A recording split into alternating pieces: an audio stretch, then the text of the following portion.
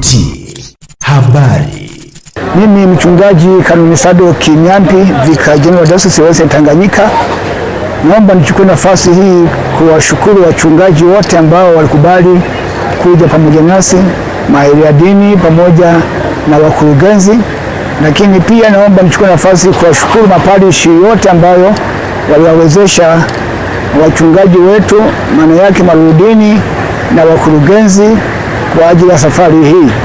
Ukiangalia wachungaji wetu wana furaha kwa sababu ya kufika huku kuangalia hifadhi ya Ngorongoro ili kuangalia uumbaji wa Mungu. Lakini tunamshukuru Baba Askofu ambaye amefanya haya yote kuona kwamba sisi tunaweza tukawepo huku kwa ajili ya kujifunza mambo mengi.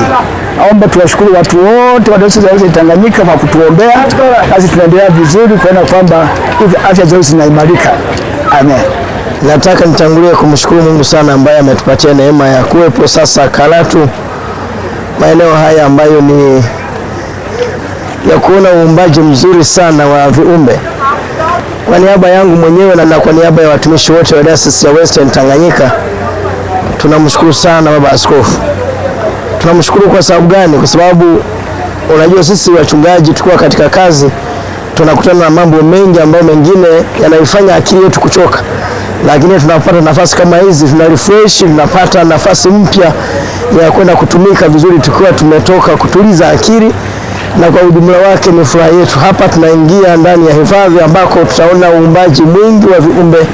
Tutaona tembo, tutaona nyati, tutaona viumbe vingi ambavyo vitarefresh akili zetu ili tunaporudi maparishini tuweze kufanya kazi vizuri sana. Ni imani yangu kwamba baada ya kutoka hapa tukirudi maparishini tutafanya kazi kwa weledi mkubwa kwa ajili ya matokeo chanya ya dayosisi yetu ya Western Tanganyika. Asante sana na Mungu ambariki Baba Askofu, bariki dayosisi yetu, tuendelee mbele. Amen.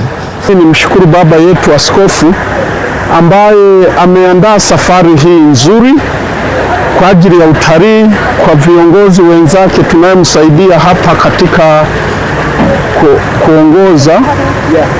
Na hapa tuko kwenye eneo la hifadhi Getini, hifadhi ya Ngorongoro. Na mimi naomba nimpongeze sana Baba Askofu. Mimi kama sabini wa kanisa kuu nimeona moyo wake, juhudi zake na jinsi anavyopenda wachungaji wake. Kwa kweli Mungu ni mwema, tunamwombea na kumsaidia huduma hii. Bwana Yesu asifiwe. Jambo la kwanza ni kumshukuru Mwenyezi Mungu, lakini jambo la pili, kwa kweli kuna kitu ambacho jamii kwa ujumla ya Tanzania ambacho hakijaeleweka vizuri, na hasa kati ya serikali na jamii kwa ujumla. Wengi wangependa kuona mnyama ameuawa, wamepata mboga, yani wanajali, mtu wanajali yale na nini, bila kuelewa mtu ambaye amefika hapa eneo hili pameandikwa Ngorongoro, eneo la hifadhi ya Ngorongoro, welcome to the Ngorongoro Conservation Area.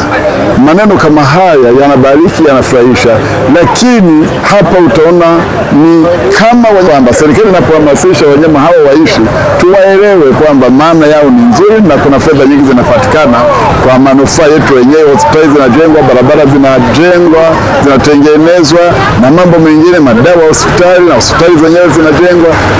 Angalia tu mazingira haya, angalia wageni walioko hapa, jumlisha sisi wenyewe, jumlisha waliokwisha ingia kwenye hifadhi, jumlisha na watu wanaotarajia kuja.